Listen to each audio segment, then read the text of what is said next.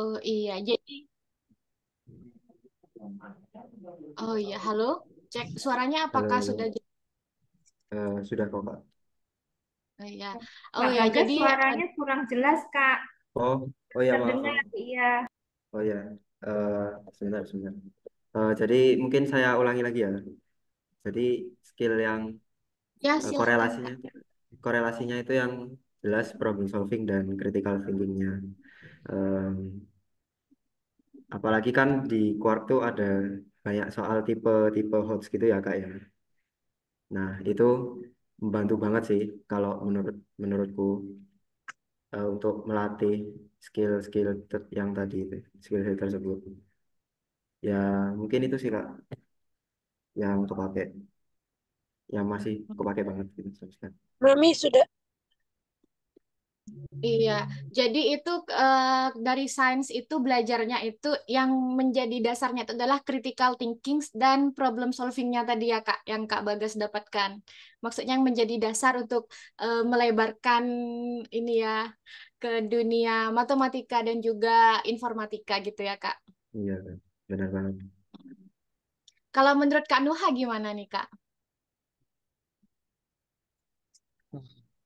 Emang kalau dari Quark itu sendiri emang melatih buat problem solving sendiri ya, karena dari Quark itu kan selain dari banyak apa menambah wawasan juga komik-komik dari Quark itu interaktif banget ya, soalnya ada karakter ini, karakter itu, dan itu bikin anak eh, sekitar anak SD itu jadi tertarik buat baca dan akhirnya dengan baca itu pun secara nggak langsung bisa belajar hal-hal tentang sains di dalam Quark itu sendiri. Jadi dan di mana itu bisa bermanfaat bagi kehidupan sehari-hari itu tentang problem solving itu kayak eh, misalkan nih ada satu masalah nih terus oh ini udah pernah dibahas di Quark nih jadi oh ini tinggal gini-gini nih kelar gitu jadi ya emang sangat membantu banget dari Quark itu sendiri.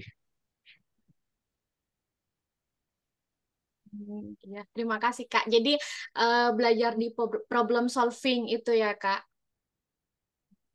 Iya Kak. Eh, kem- nah, kemudian gini Kak, Kak Nuha sama Kak Bagas di sini kan sudah pengalaman banget ya Kak dari masih SD sampai sekarang SMA ikut Olimpiade terus. Nah, yang pertama kali Kakak ikut itu lomba apa dan gimana pertama kali Kakak itu bisa berani gitu untuk mencoba ikut lomba? Mungkin Eh, Kak Bagas dulu ya, oh udah ya, buka mic. Kalau kalau aku sendiri itu waktu SD pertama kali ikut, kalau nggak salah ya OSK ini kelas 2 waktu kelas 2 SD. Itu Pas kelas waktu berapa? kelas 2 kan, itu kelas 2. Nah, ya waktu itu disuruh sama orang tua sih. Tapi saya kayak Kelas nggak 2 kepaksa SD. gitu. Ya, kayak kan pernah dibeliin komiknya itu. Terus saya coba baca, wah menarik nih. Terus kan ada lombanya itu. Terus sama orang tua disuruh ikut. Ya udah, ikut aja. Tapi waktu itu baru nyampe semifinal sih Kak. Belum lolos ke final waktu kelas 2 itu. Cepetan pakai baju.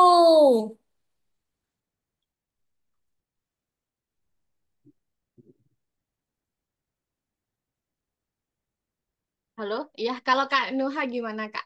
Kalau untuk pengalaman ikut Olimpiade pertama kali itu. Untuk pengalaman Olimpiade pertama kali itu sebenarnya itu dari apa namanya IO-IO yang ada di kota-kota saya gitu. Jadi ada lomba-lomba kecil-kecilan gitu. Dan kemudian dari guru saya merekomendasikan saya untuk ikut apa OSK ini. Jadi saya bingung kan, ini OSK ini sebenarnya apa? Terus saya baca-baca ini, wah ini tentang buku komik yang ternyata ada lombanya gitu. Akhirnya saya coba ikut. Untuk pertama kali itu saya ikut dari kelas 1 SD. Cuman cuma sampai provinsi doang, nggak sampai nasional. Kemudian kelas 2 sampai nasional, itu saya dari SD itu 6 tahun berturut-turut ikut OSK, jadi lumayan berpengalaman lah istilahnya. Tapi untuk lolos nasionalnya hanya kelas 2, kelas 3, sama kelas 6 sendiri. Dan baru dapat medalinya waktu kelas 6. Jadi Hmm. lumayan berkesan dari keluarga itu sendiri. Iya, berarti kan pertama itu kalau Kak Nuha dari baca komik, kok tahu ada, terus ada Olimpiadanya, jadi dari situ penasaran untuk ikut gitu ya Kak. Iya Kak. Nah, kalau untuk persiapan sendiri Kak, kalau untuk ikut Olimpiade atau kompetisi itu, hal apa aja sih yang perlu disiapkan gitu? Kenapa? Untuk hal yang saya siapkan tuh biasanya menyiapkan materi dulu. Jadi kayak misalkan Juga nggak apa-apa. yang pertama kali itu pastinya hafalin rumus-rumus itu dulu kan. Kemudian waktu kalau udah istilahnya udah paham gitu baru ke latihan-latihan karena istilahnya untuk lomba ini kan lomba yang saya ikuti itu lomba yang mengandalkan hitung-hitungan kan. Jadi kalau nggak latihan juga buat apa gitu. Jadi emang harus banyakin-banyakin latihan gitu. Banyakin latihan, banyakin les sehingga istilahnya bisa terbiasa gitu dengan soal-soal gitu dan akhirnya bisa dapet juara di berbagai lomba.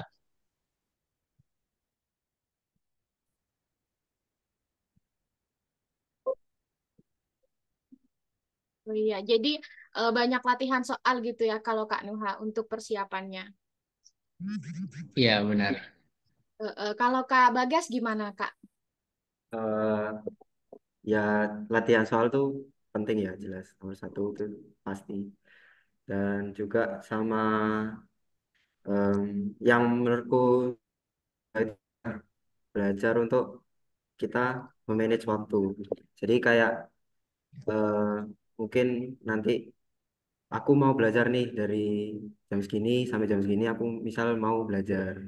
Terus nanti misal dari jam segini sampai jam segini aku mau main atau lakuin hal ya kayak hobi-hobi atau gimana gitu.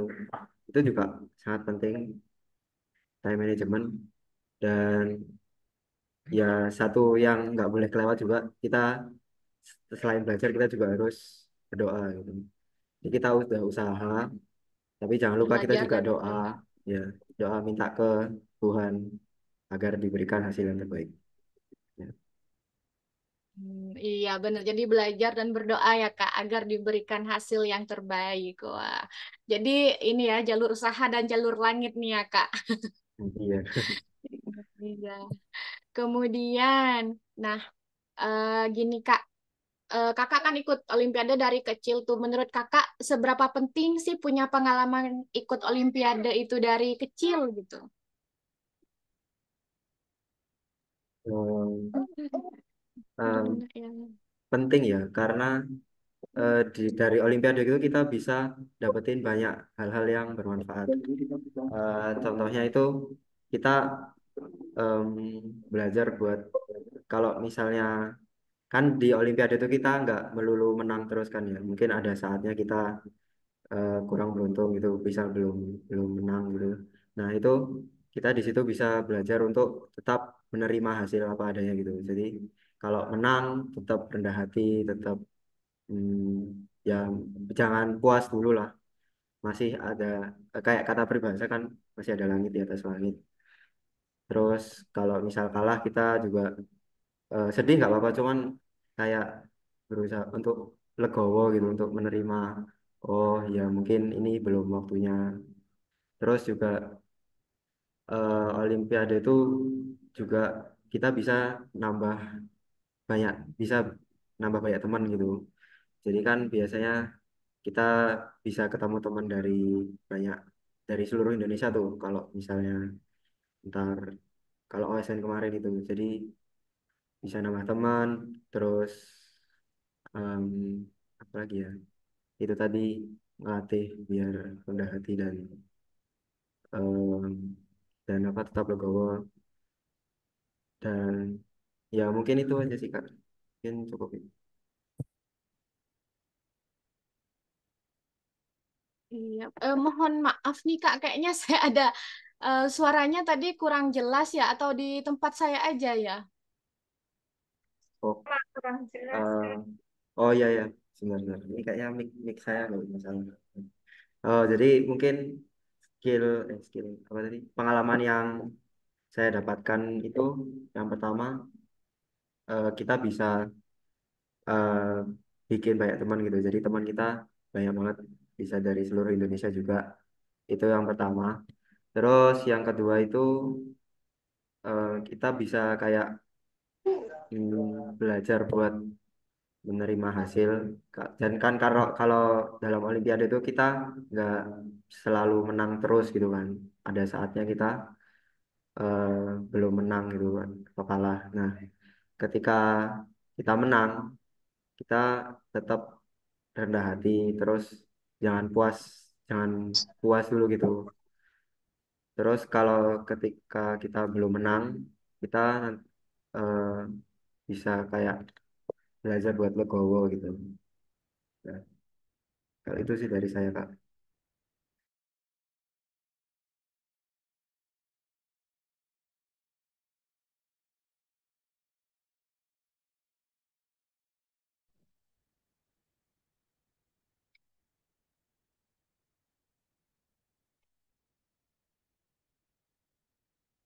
Iya, lanjut. Eh, Kak Nuha gimana, Kak? Maaf ya, Kak Selinya mungkin jaringan ini. Untuk apa yang saya pelajari dari lomba-lomba ini mungkin untuk awal itu yang penting tuh melatih mental dulu ya karena dari lomba itu kita bisa ngatasi grogi gitu. Makin lama apa istilahnya makin banyak kita lomba jadi kita bisa istilahnya pertama kali kan grogi banget. Mungkin yang kedua kali groginya mungkin sedikit berkurang berkurang hingga akhirnya kalau misalkan ada satu hal lomba lagi itu jadi nggak ada grogi gitu. Dengan nggak ada grogi gitu mungkin kalau ada ujian gitu jadi istilahnya lancar buat ngerjainnya. Kemudian yang kedua itu mungkin yang saya bilang itu kan saya udah lomba dari kelas satu kan. Itu yang merasa apa istilahnya manfaat yang saya peroleh itu dilatih buat kecepatan ya. Karena mungkin kalau anak kecil tuh mungkin banyak yang lelet gitu ya. Jadi kalau misalkan ikut lomba itu kita dituntut untuk mengerjakan beberapa soal dalam waktu yang istilahnya singkat gitu. Jadi gimana caranya biar kita mengerjakan sesuatu mengerjakan sesuatu itu dengan tepat dan cepat gitu. Mungkin kalau eh, dalam istilahnya masih kecil gitu manfaat yang diperoleh itu ya seperti itu. Kemudian kalau makin berpengalaman mungkin istilahnya bisa mengerti pola-pola dari masalah yang ada di persoalan-persoalan dari lomba itu sendiri sehingga bisa mengerti tentang istilahnya kalau ada hal masalah yang lain itu yang mirip jadi kita tahu polanya oh ini tinggal begini-begini nanti karena ada pengalaman dari lomba-lomba sebelumnya. Jadi simpulannya itu selain melatih mental juga istilahnya menambah pengalaman dari beberapa permasalahan yang kita hadapi di beberapa lomba. Mungkin seperti itu, Kak. Iya, berarti lebih ke mental banget juga ya, Kak ya, latihan mental, kemudian juga pengalaman. Itu hal-hal yang utama yang kita dapatkan dari lomba ya, Kak ya. Terima kasih, Kak Ya, Nuha. Kak Seli, silahkan Kak Seli. Terima kasih banyak ya. Mohon maaf sebelumnya saya masih ada ini ya gangguan. Kemudian terus gini Kak, ikut lomba kayak gitu Olimpiade itu kan pastinya perlu dukungan ya dari lingkungan gitu seperti orang tua, sekolah. Nah, menurut Kakak ini yang paling dukungan seperti apa sih yang dirasakan bisa paling berdampak gitu, paling sangat membantu untuk Kakak semua, tuh Kak Bagas, tuh Kak Nuha gitu. mungkin untuk dukungan sendiri itu istilahnya yang saya pedoman itu ada tiga pilar. Jadi misalkan pilar pertama adalah dari diri sendiri, yang kedua itu orang tua, dan yang ketiga dari sekolah.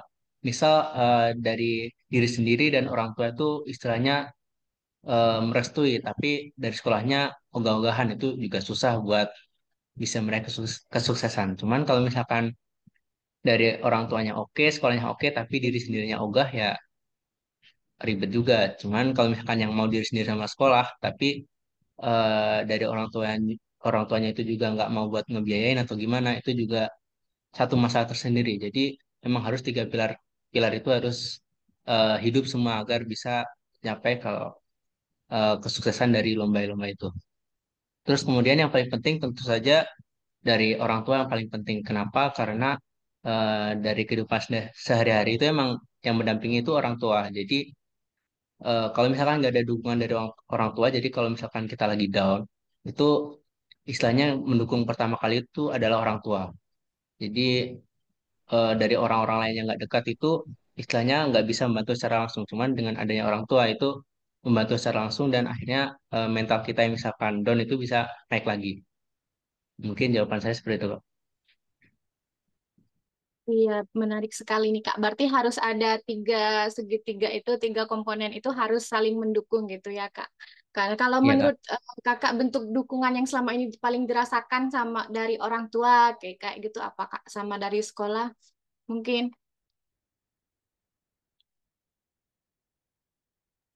Hal paling simpel itu ya kalau misalkan dari perlombaan itu istilahnya terkait dari pembinaan. Jadi dari sekolah itu dibantu dicariin pembinanya mana.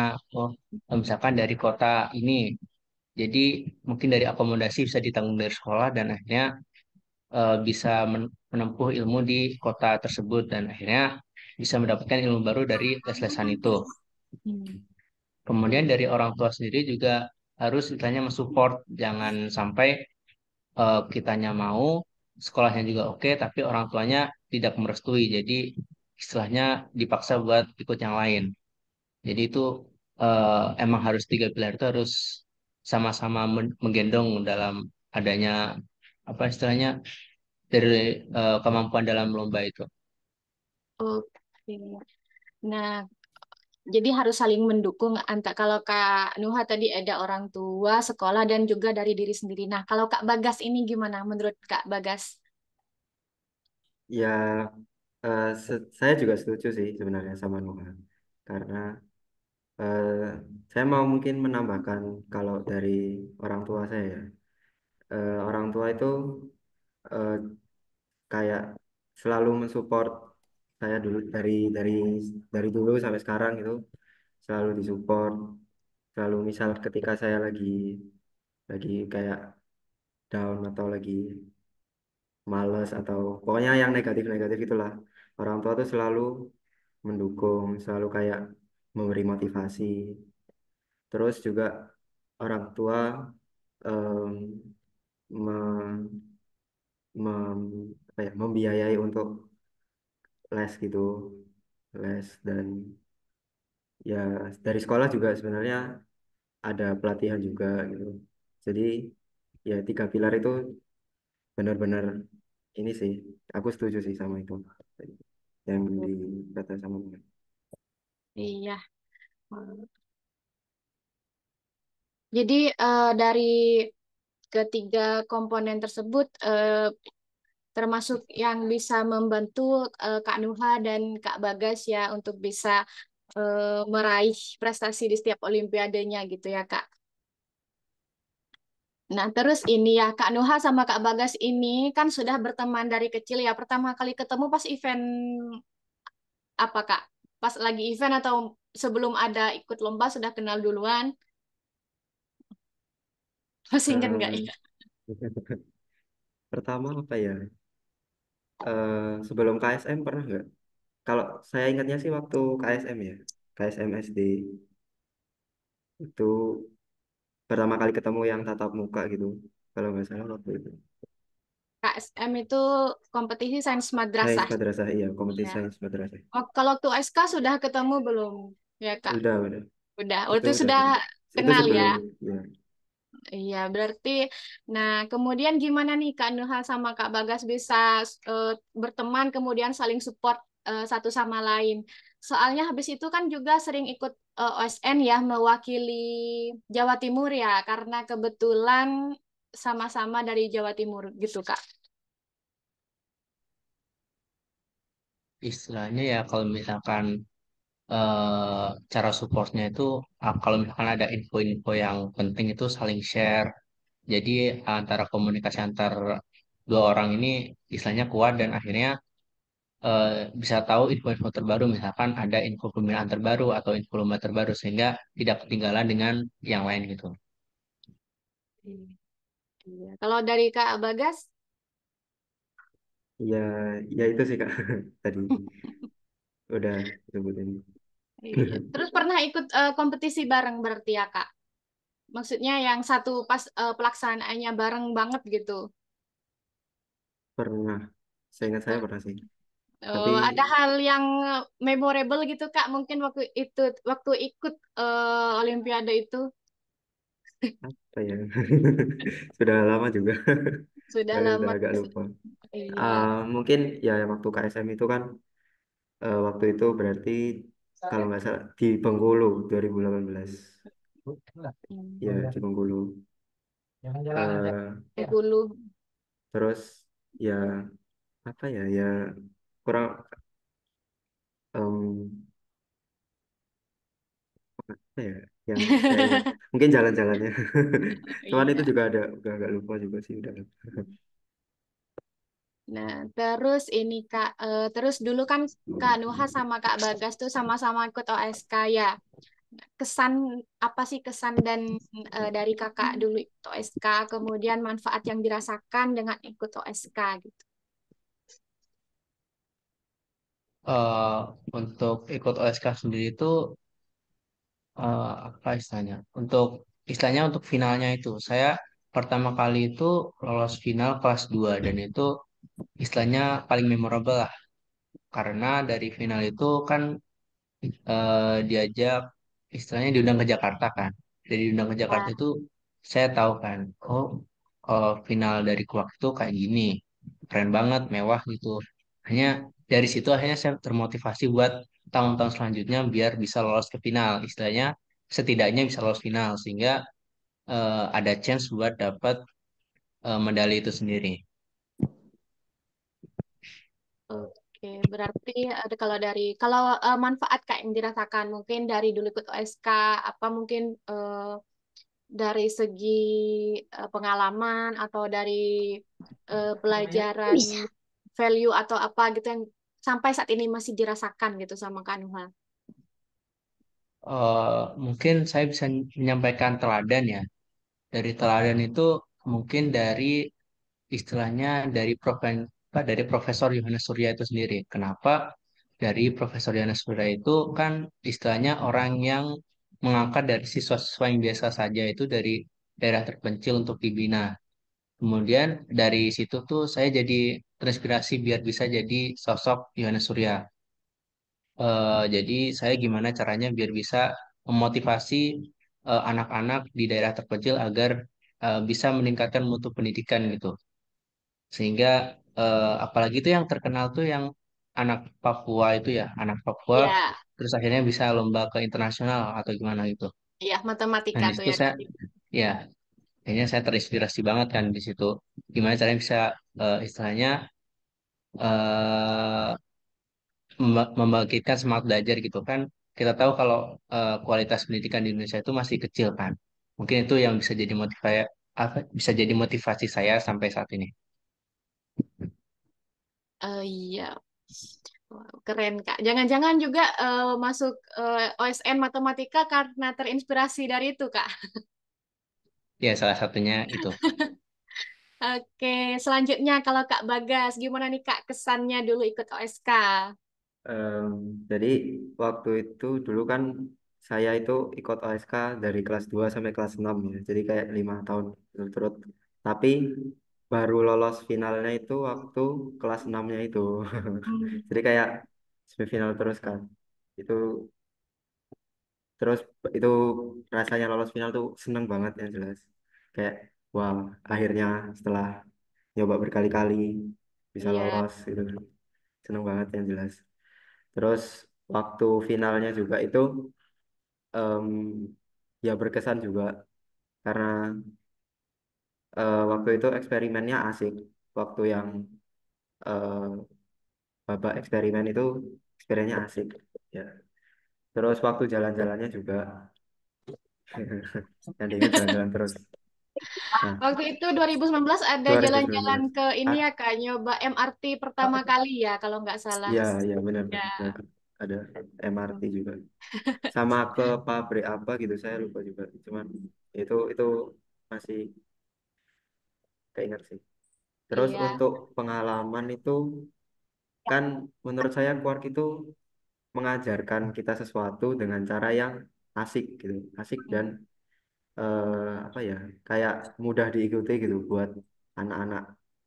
Kayak misal eksperimennya itu juga, eksperimen yang di komik-komiknya itu juga menurut menurut saya ini sih kayak wah apa rekomen banget buat di apa dipraktekin. Nah, saya juga kayak terinspirasi buat eh, ngajarin ke orang-orang banyak gitu, ngajarin gimana caranya biar mereka itu kayak tertarik dan ngajarnya juga dengan cara yang asik gitu. Kayak contohnya kuat gitu. Nah, saya Wow. tertarik, tertarik nanti kalau ya bikin sekolah atau gimana gitu. Amin amin. Amin. Terima kasih, Kak.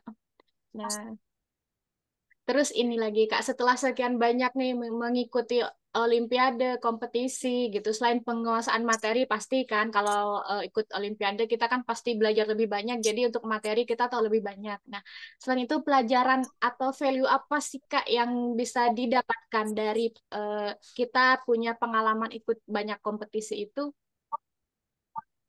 Ya mungkin Kak Bagas dulu gantian, Kak Bagas dulu.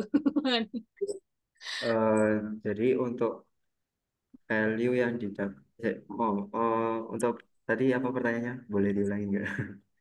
Bentar, eh, bentar. set- Setelah ikut Olimpiade banyak gini ya Kak, pengalaman banyak ikut Olimpiade. Nah, itu pelajaran apa sih yang didapatkan gitu? Pelajaran yang Apa ya didapatkan nilai hidup itu bisa kita apa gitu?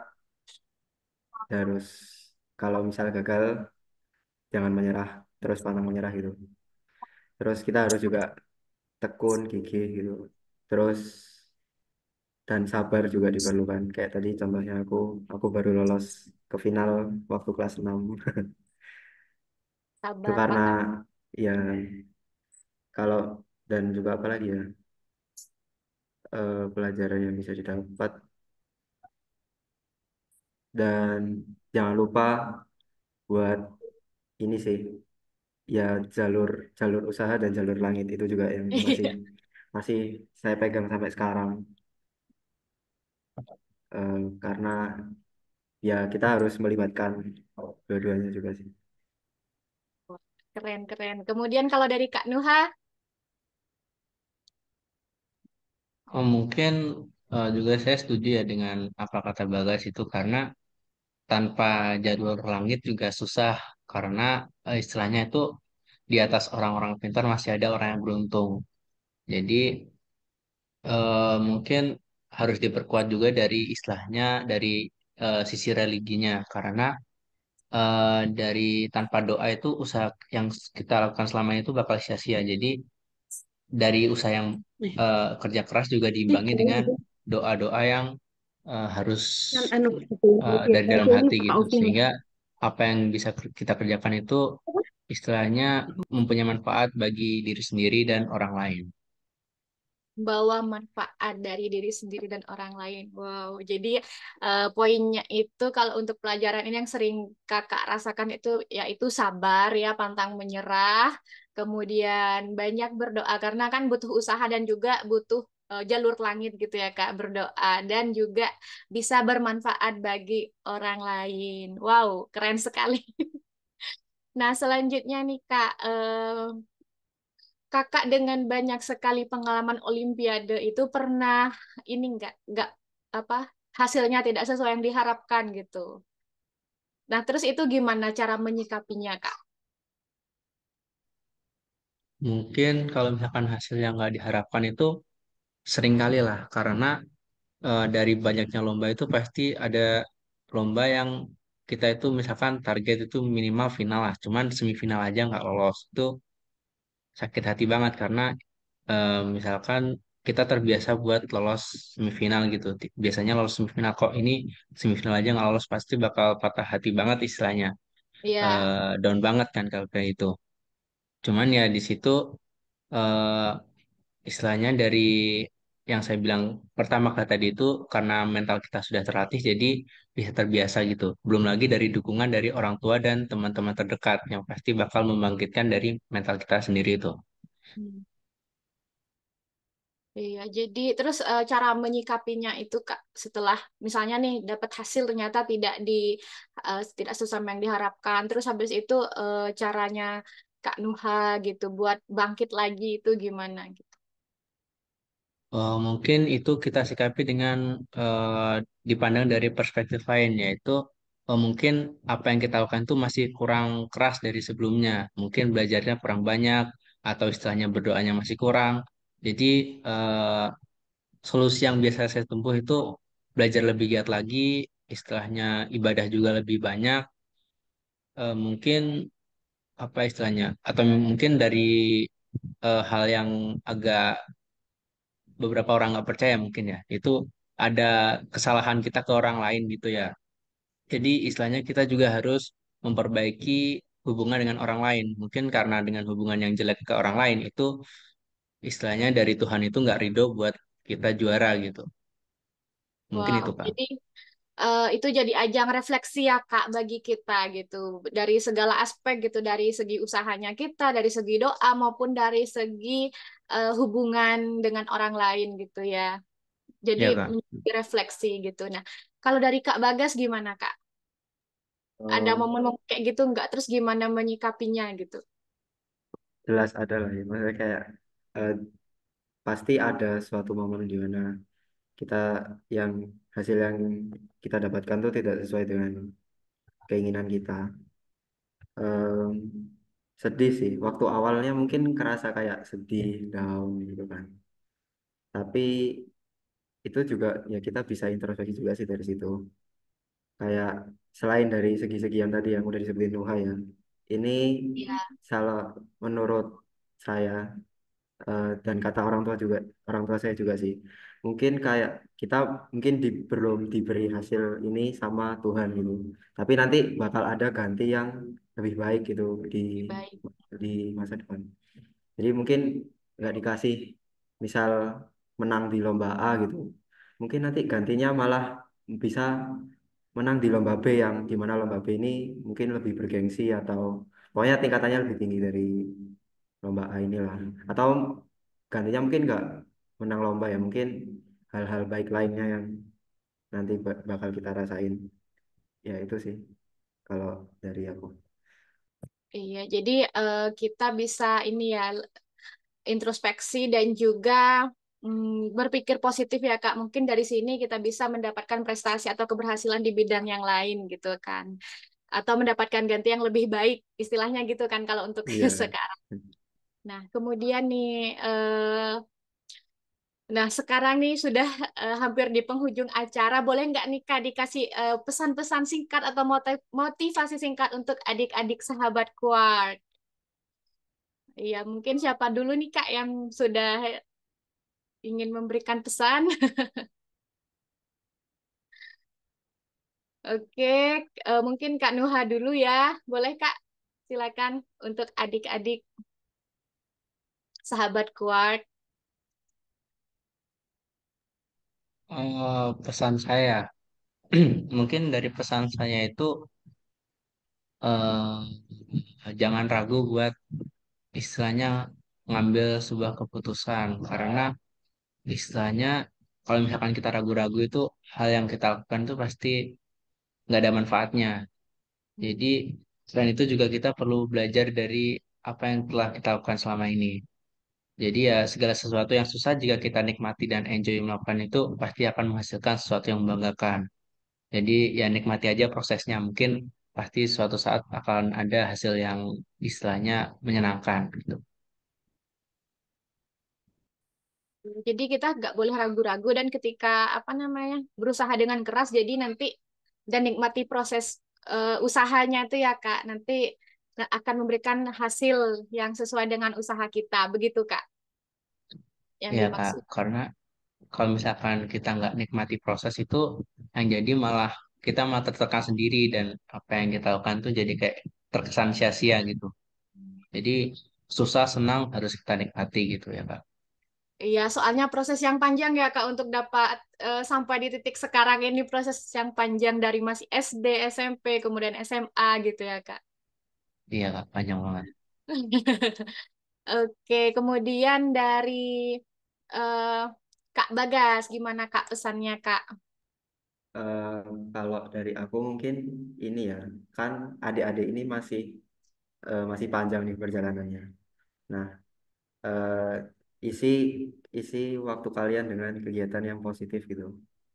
Nah, kayak misalnya mungkin ya contohnya belajar gitu, terus em, bantu bantu orang di sekitar gitu. Pokoknya isi terus dengan sebisa mungkin diisi dengan hal yang positif gitu. Biar nanti waktu udah agak gedean dikit tuh kalian nggak ngerasa nyesel. Oh, dulu kok aku nggak gini-gini ya. Kok dulu aku malah gini gitu. Nah, jadi pesannya itu yaitu selalu isi dengan hal positif dan ya selalu pantang menyerah, tekun gitu. Ya dan apa lagi? Em, oh ya dan apa lagi? Udah mungkin itu aja sih.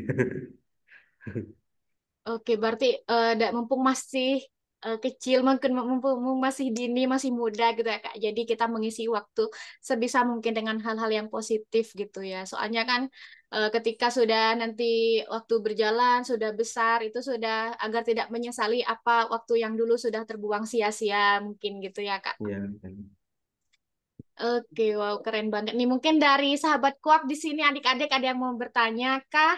Kalau ada yang mau bertanya bisa raise hand ya.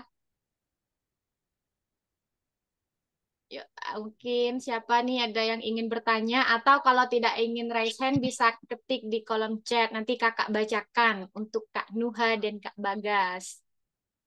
Kalau misalnya ingin bertanya salah satu bisa diketik aja Kak Nuha gitu atau untuk Kak Bagas. Nah, oke Kak, sambil nunggu nih mungkin ada yang bertanya kalau menurut Kak Nuha dan Kak Bagas ini untuk sekarang kan dunia udah semakin maju ya Kak, udah dengan perkembangan teknologi dari dulu mungkin Kak Nuha sama Kak Bagas masih ikut OSK itu waktu masih offline ya, masih ujian langsung. Kemudian kan setelah itu OSN sempat sekarang sudah online juga ya kalau nggak salah. sekarang balik offline lagi Kak. Offline lagi tapi ya kemudian kan apa namanya tapi kan dengan seiring berjalannya waktu dan perubahan itu kan kita perlu ada penguasaan teknologi gitu ya Kak. Nah menurut Kak Nuha sama Kak Bagas nih untuk adik-adik yang masih SD nih ya Kak untuk penguasaan teknologi itu seberapa penting sih Kak? Eh, Penting banget jelas karena ya sekarang itu kayak semua itu udah maju banget gitu.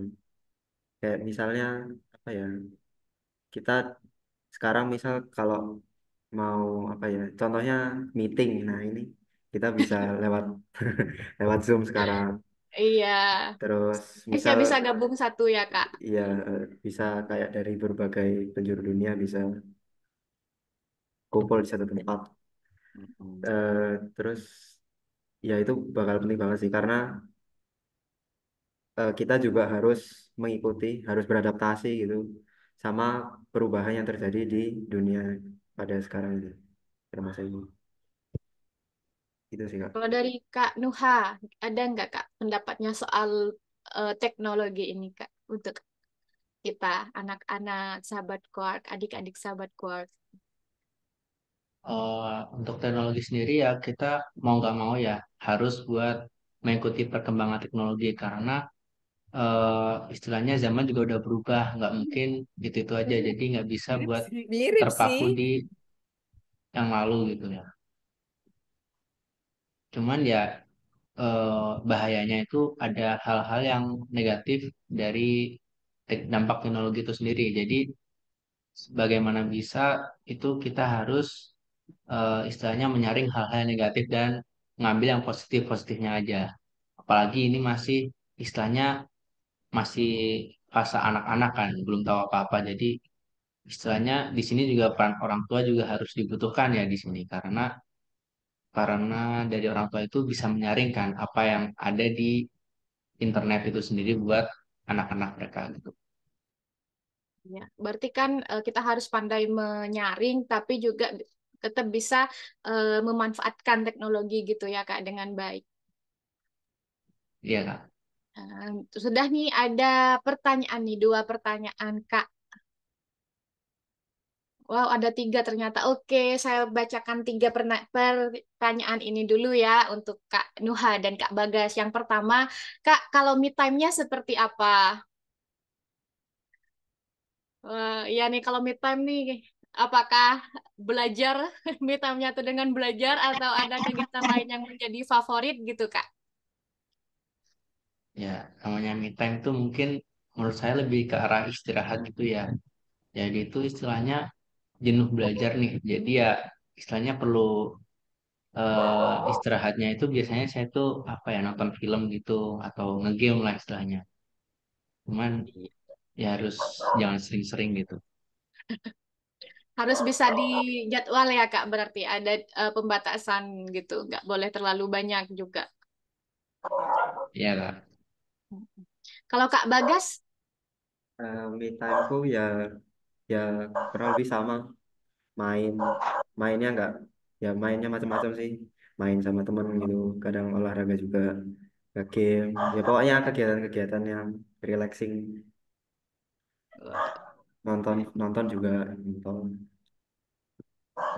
ya berarti ini ya Kak, me time-nya masih apa namanya lumrah ya buat kita semua gitu, masih relate dengan anak-anak kita, dengan teman-teman semua itu nonton, ada juga main game, jalan-jalan main gitu ya. Terus eh, kemudian yang di sini juga ada pertanyaan Naya dari SD Impres Nunomeu. Saya mau bertanya kira-kira triknya apa ya Kak Bagas dan Kak Nuha sampai bisa juara dalam OSK. Oh, berarti dulu ya Kak waktu masih OSK. Ya, silakan Kak Bagas. Eh, trik hmm, triknya kalau aku dulu itu waktu persiapan OSK itu kan kalau sekarang itu Quark masih ada latihan soalnya ya di komiknya itu. Masih ada. Ah ya, itu dengan itu sama baca baca komiknya. Kadang tuh aku sehari baca bisa kayak satu komik bisa kayak 3 kali tak baca ulang gitu. Ya, terus sama latihan soal dan ini sih kayak mungkin mencari informasi tambahan di internet gitu kan kan banyak banget tuh sekarang di Google tuh bisa cari misal kita penasaran tentang suatu hal gitu. Nah, kita bisa mungkin nonton video misal bisa ke YouTube misal cari topik tersebut atau enggak kita bisa search di internet gitu-gitulah pokoknya. Jadi selain dari komik Quarknya itu aku juga cari cari beberapa informasi tambahan di luar gitu. Kalau selain dari internet juga mungkin bisa dari buku gitu. Aku juga dulu ada kayak ensiklopedia gitu. Nah, baca dari situ juga pernah. Jadi banyak membaca ya Kak. Kemudian Hmm. kalau dari Kak Nuha, gimana nih Kak dulu triknya biar bisa juara dalam OSK?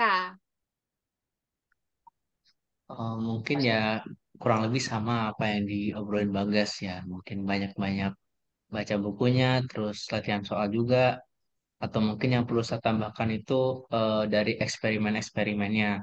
Karena mungkin dari final OSK sendiri kan eksperimen juga dilihat kan.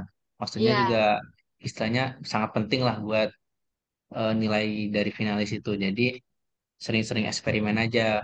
Jadi istilahnya kalau misalkan yang dipertanyakan hal ini tuh misalkan dipertanyakan eksperimen A gitu. Jadi kayak kita walah mungkin ini setidaknya tahu gambarannya lah dari eksperimen itu. Kemudian yang kedua tuh eh, istilahnya kan kalau waktu lomba itu ada yang namanya poin kan. Itu namanya ya, misalkan ada poinnya nilainya 10, 20 atau 40 gitu.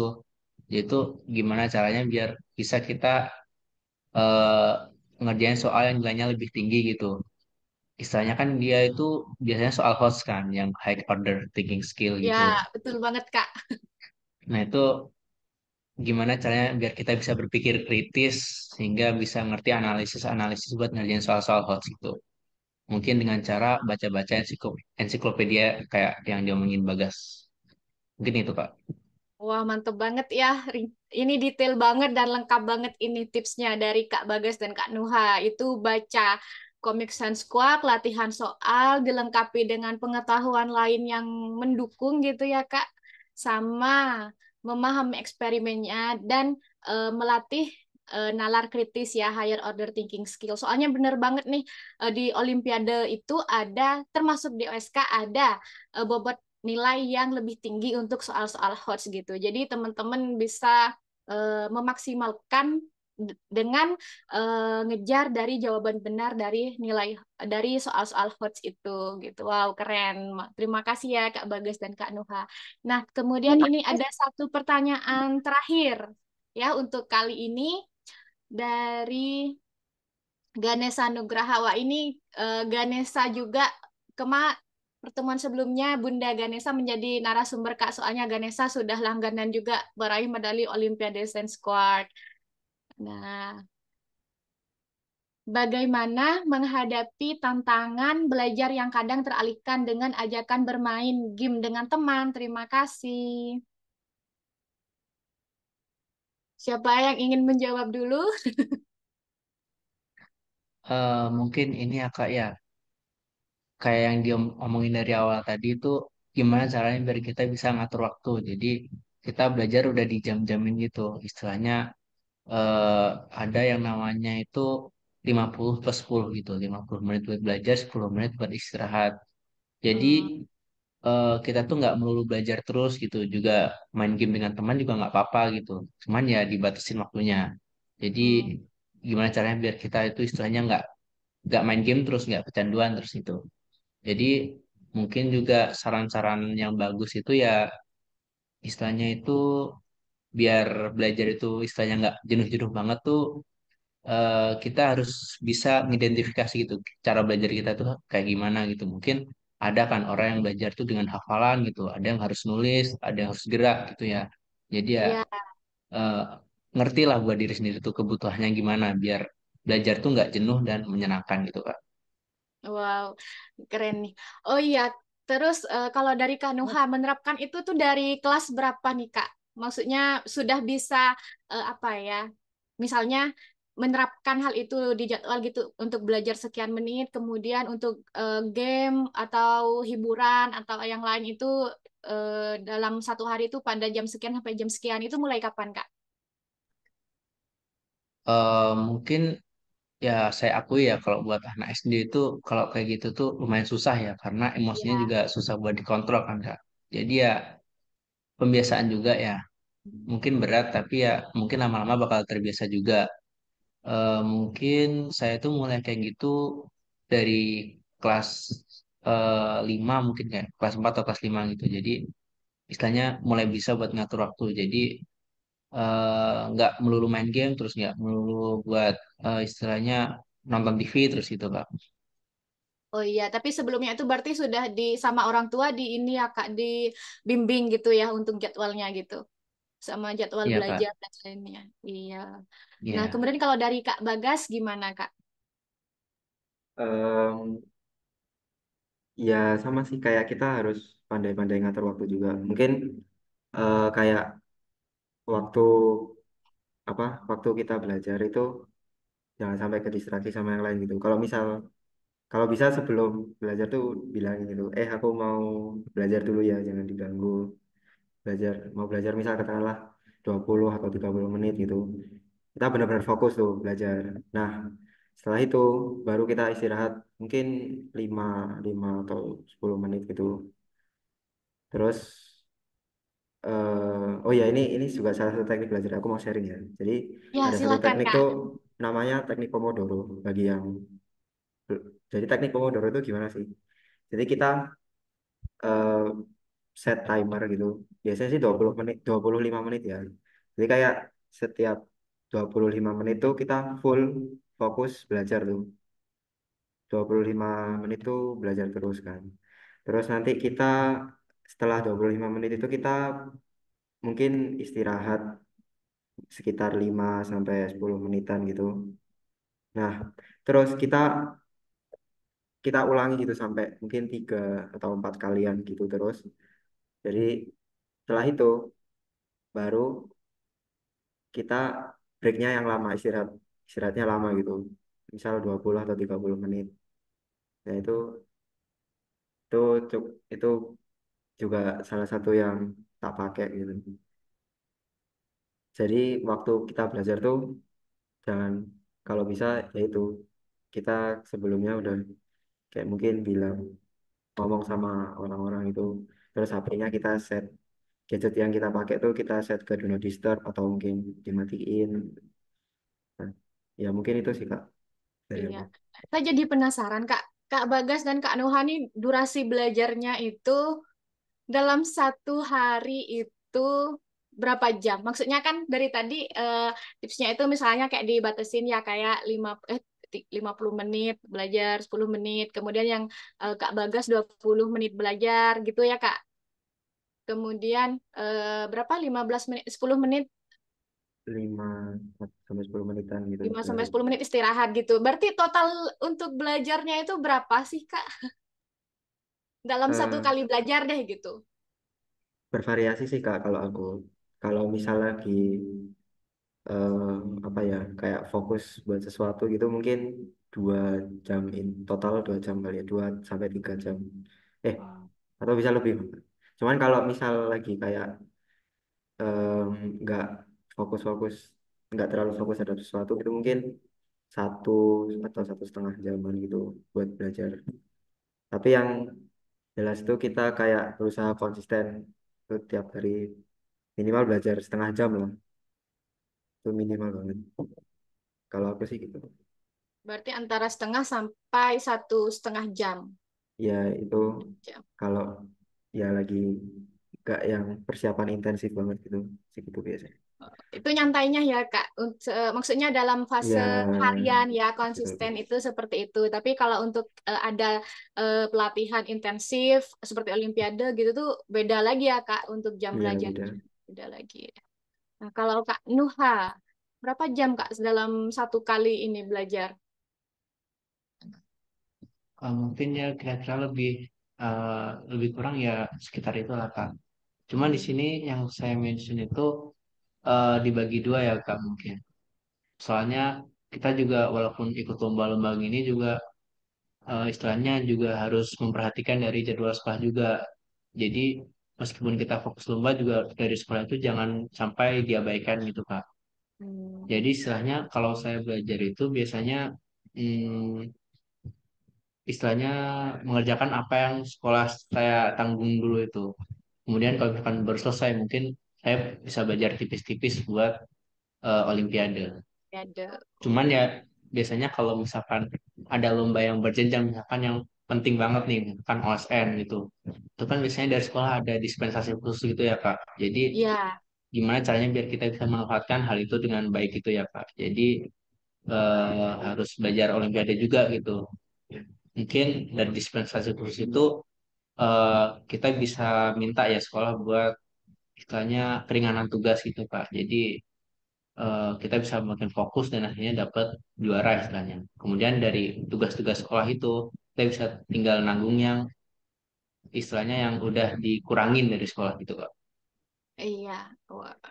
Berarti seperti yang balik lagi tadi ya Kak, yang di awal bahwa memang dukungan dari sekolah itu juga perlu ya untuk apa namanya bisa memaksimalkan prestasi gitu. Wah, nggak terasa nih sudah 1 jam kita ngobrol ya.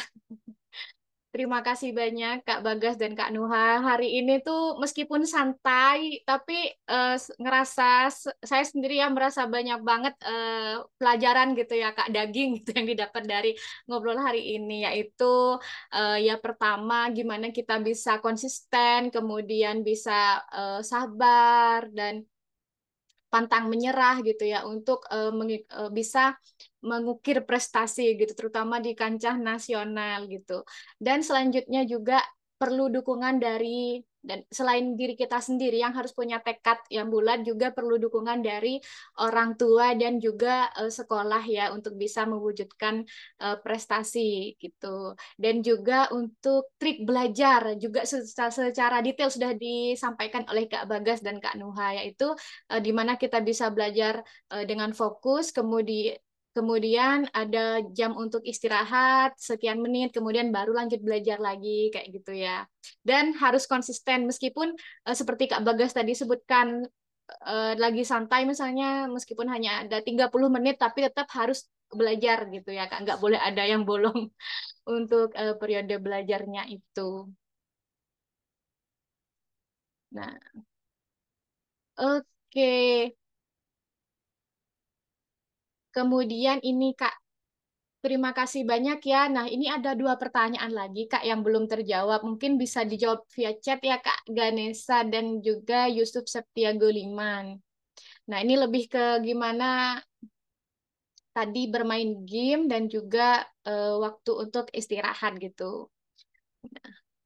Oke, terima kasih banyak ya untuk teman-teman semuanya yang sudah sore ini hadir di acara ngobrol santai Olimpiade Sains Kuak 2025, dan juga Kak Bagas dan juga Kak Nuha yang sudah meluangkan waktu di sore hari ini setelah pulang sekolah, masih ada kegiatan dan masih tetap menyempatkan waktu untuk bertemu adik-adik sahabat Quark semuanya. Nah, terima kasih banyak ya Kak Bagas dan Kak Nuha. Mohon maaf jika tadi masih ada trouble dan kesalahan. Dan semoga kita ada kesempatan lagi untuk berjumpa lagi dengan OSK dan juga adik-adik sahabat kuat serta Kak Nuha dan Kak Bagas semuanya. Mungkin ada yang ingin disampaikan dulu Kak sebelum kita say goodbye sama adik-adik. Jangan terlalu sembarang, oh. Mungkin Semangat Kak semuanya. Bagas dulu. Semangat, semangat. Semangat. Silakan Kak Nuha. Semangat dan jangan lupa ikut OSK. Wow, mantap. Terima kasih banyak ya Kak Bagas dan Kak Nuha, semua pesertanya juga ngebras hari ini. Sampai jumpa, sukses selalu Kak Bagas dan Kak Nuha. Sampai jumpa lagi. Terima kasih banyak Kak Nuha, Kak Bagas. Terima kasih Makasih semuanya. kakak-kakak, Masih makasih banyak. adik semua. Dah. Dadah, dadah. Bye-bye, kuat.